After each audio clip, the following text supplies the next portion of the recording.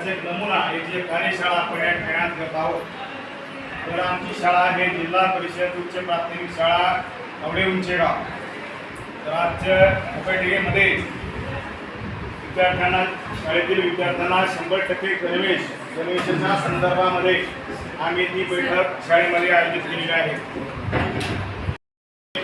अध्यक्ष उपाध्यक्ष सर्व सन्माननीय सदस्य विद्यार्थी प्रतिनिधी ग्रामपंचायत सदस्य यांचं मी शाळेच्या वतीनं अभिनंदन करतो, स्वागत करतो आणि आमच्या शाळेतील शिक्षक सन्माननीय श्री शिंदे सरांना या कार्यक्रमाच्या अध्यक्षस्थानी म्हणून निवड करण्याचं विनंती करतो.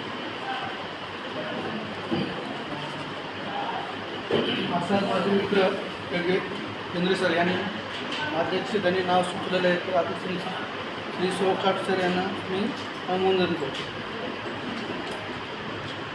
या ठिकाणी अध्यक्षांची निवड झालेली आहे.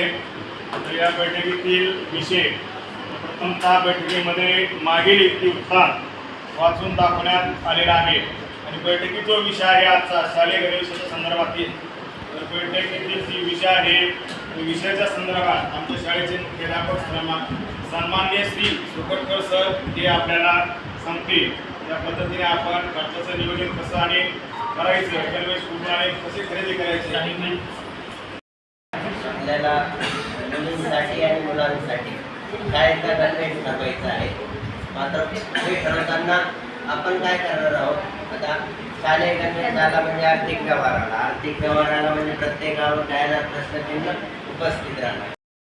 अध्यक्षांनी सर्वानुमते मान्यता दिलेली आहे आणि गणवेश लवकरात लवकर खरेदी करून 15 ऑगस्टपर्यंत 15 ऑगस्टच्या 2 दिवस आधी मुलांना आपण गणवेश देणार आहोत. या कार्यक्रमाचा समारोप सन्माननीय श्री नवरे सर करतील.